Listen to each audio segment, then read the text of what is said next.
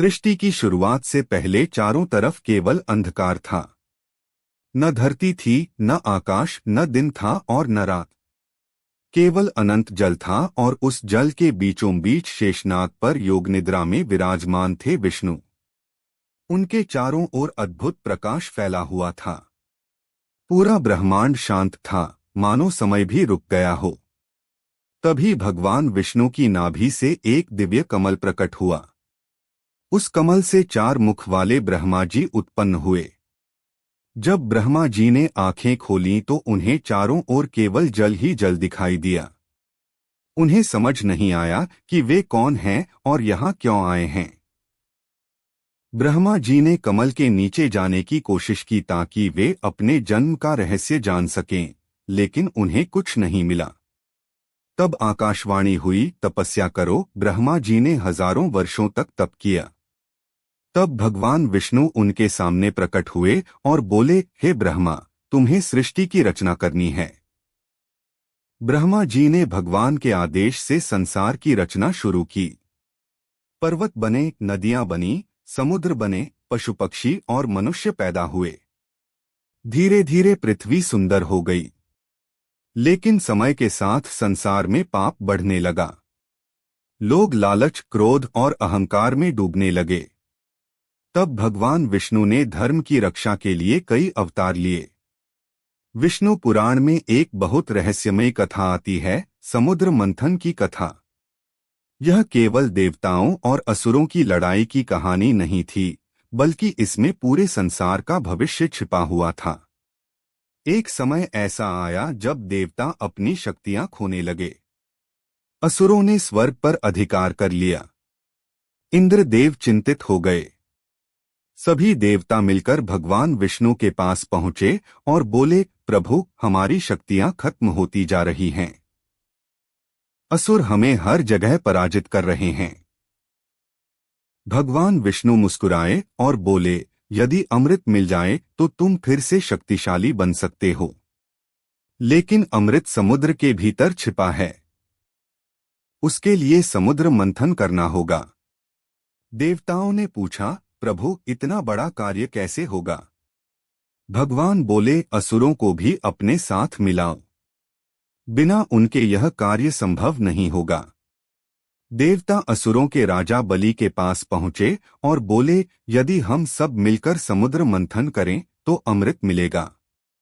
फिर हम सब अमर हो जाएंगे। असुर लालची थे। वे तुरंत तैयार हो गए। मंदराचल पर्वत को मथानी बनाया गया और वासुकी नाग को रस्सी। लेकिन जैसे ही मंथन शुरू हुआ, देवता और असुर पूरी शक्ति से रस्सी खींचने लगे। धीरे धीरे समुद्र से अद्भुत वस्तुएं निकलने लगीं। सबसे पहले निकला भयंकर विष। उसका नाम था हलाहल। वह इतना खतरनाक था कि पूरे संसार को नष्ट कर सकता था। देवता डर गए। तब सभी भगवान शिवा के पास पहुंचे। शिव जी ने संसार को बचाने के लिए पूरा विष पी लिया। विष के प्रभाव से उनका कंठ नीला पड़ गया और वे नीलकंठ कहलाए। इसके बाद समुद्र से कामधेनु गाय, उच्चैःश्रवा घोड़ा, ऐरावत हाथी, कौस्तुभ मणि और देवी लक्ष्मी प्रकट हुई। जब माता लक्ष्मी प्रकट हुई तब पूरा ब्रह्मांड प्रकाश से भर गया। उन्होंने भगवान विष्णु को अपना पति चुना। अंत में धन्वंतरी देव अमृत कलश लेकर प्रकट हुए। अमृत देखते ही असुर उसे छीनकर भाग गए। देवता परेशान हो गए। तब भगवान विष्णु ने मोहिनी रूप धारण किया। वे इतनी सुंदर स्त्री बने कि सभी असुर उन पर मोहित हो गए। मोहिनी ने मुस्कुराकर कहा, मैं आप सब में अमृत बांट दूंगी, लेकिन शांति से बैठो। असुर मान गए। तब भगवान ने चालाकी से पूरा अमृत देवताओं को पिला दिया। एक असुर जिसका नाम राहु था, वह देवता बनकर बैठ गया और अमृत पीने लगा। लेकिन सूर्य और चंद्रमा ने उसे पहचान लिया। भगवान विष्णु ने तुरंत सुदर्शन चक्र से उसका सिर काट दिया। अमृत पी लेने के कारण उसका सिर अमर हो गया। तभी से राहु और केतु ग्रह बने। समुद्र मंथन की यह कथा केवल अमृत पाने की कहानी नहीं थी। इसमें जीवन का सबसे बड़ा रहस्य छिपा था। समुद्र मनुष्य के मन का प्रतीक है। देवता अच्छे विचार हैं और असुर बुरे विचार। जब मनुष्य अपने मन का मंथन करता है तब पहले विष निकलता है, यानी दुख, क्रोध और अहंकार। लेकिन धैर्य रखने पर अंत में अमृत मिलता है, यानी ज्ञान और सफलता। विष्णु पुराण में एक और रहस्यमय कथा आती है, प्रहलाद और हिरण्यकश्यप की। हिरण्यकश्यप बहुत शक्तिशाली राक्षस था। उसने कठोर तपस्या करके वरदान पाया था कि उसे न कोई मनुष्य मार सकेगा, न पशु, न दिन में, न रात में, न घर के अंदर, न बाहर। वरदान पाकर वह खुद को भगवान समझने लगा। उसने आदेश दिया कि सभी लोग केवल उसकी पूजा करेंगे। लेकिन उसका पुत्र प्रहलाद भगवान विष्णु का भक्त था। हिरण्यकश्यप ने अपने बेटे को समझाया, धमकाया और डराया, लेकिन प्रहलाद ने भगवान का नाम लेना नहीं छोड़ा। तब उसने अपने ही पुत्र को मारने की कोशिशें शुरू कर दी। प्रहलाद को पहाड़ से फेंका गया, जहरीले सांपों के बीच डाला गया और आग में बैठाया गया, लेकिन हर बार भगवान विष्णु ने उसकी रक्षा की। एक दिन हिरण्यकश्यप क्रोधित होकर बोला, कहाँ है तेरा भगवान? प्रहलाद ने शांत स्वर में कहा, भगवान हर जगह हैं। हिरण्यकश्यप ने महल के एक खंभे पर वार किया। तभी उस खंभे से भयंकर गर्जना हुई। भगवान विष्णु नरसिंह रूप में प्रकट हुए। उनका शरीर मनुष्य का था और मुख सिंह का। उन्होंने संध्या समय महल की चौखट पर हिरण्यकश्यप को अपनी जांघों पर बैठाकर अपने नाखूनों से उसका अंत कर दिया। इस तरह भगवान ने वरदान का रहस्य भी नहीं टूटने दिया और भक्त की रक्षा भी की। यह कथा सिखाती है कि सच्ची भक्ति में बहुत शक्ति होती है। जो व्यक्ति भगवान पर सच्चे मन से विश्वास करता है, उसकी रक्षा स्वयं भगवान करते हैं। विष्णु पुराण में राजा ध्रुव की कहानी भी बहुत रहस्यमयी मानी जाती है। ध्रुव एक छोटे बालक थे। एक दिन उनके पिता ने उन्हें गोद में बैठाने से मना कर दिया क्योंकि उनकी सौतेली मां उन्हें पसंद नहीं करती थी। छोटा ध्रुव बहुत दुखी हुआ। वह रोते हुए जंगल चला गया।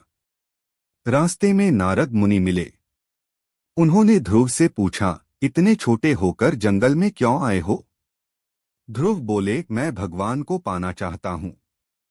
नारद मुनि ने उन्हें भगवान विष्णु का मंत्र दिया। ध्रुव जंगल में बैठकर कठोर तपस्या करने लगे।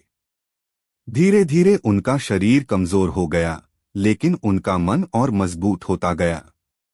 कई वर्षों की तपस्या के बाद भगवान विष्णु उनके सामने प्रकट हुए। पूरा जंगल दिव्य प्रकाश से भर गया। भगवान ने कहा, मांगो पुत्र, क्या चाहते हो? ध्रुव भगवान को देखकर भावुक हो गए। उन्होंने कहा, अब मुझे कुछ नहीं चाहिए। भगवान विष्णु उनकी भक्ति से प्रसन्न हुए और उन्हें आकाश में सबसे ऊंचा स्थान दिया। वही आगे चलकर ध्रुव तारा कहलाए। यह कथा सिखाती है कि सच्ची मेहनत और भक्ति से असंभव कार्य भी संभव हो जाते हैं। विष्णु पुराण में यह भी बताया गया है कि संसार हमेशा बदलता रहता है। जो जन्म लेता है उसका अंत भी निश्चित है। केवल भगवान ही शाश्वत हैं। पुराण के अनुसार 4 युग होते हैं, सतयुग, त्रेतायुग, द्वापर युग और कलियुग। हर युग में धर्म धीरे धीरे कम होता जाता है। कलियुग में पाप सबसे अधिक बढ़ जाएगा। लोग झूठ, लालच और स्वार्थ में डूब जाएंगे। तब भगवान विष्णु कल की अवतार लेकर आएंगे। कहा जाता है कि कल की सफेद घोड़े पर सवार होंगे और हाथ में दिव्य तलवार होगी। वे सभी दुष्ट लोगों का अंत करेंगे और फिर से धर्म की स्थापना करेंगे। विष्णु पुराण की सबसे बड़ी सीख यही है कि चाहे संसार में कितना भी अंधकार क्यों न फैल जाए, अंत में सत्य और धर्म की ही जीत होती है। भगवान हमेशा अपने भक्तों की रक्षा करते हैं और समय आने पर अधर्म का नाश अवश्य करते हैं।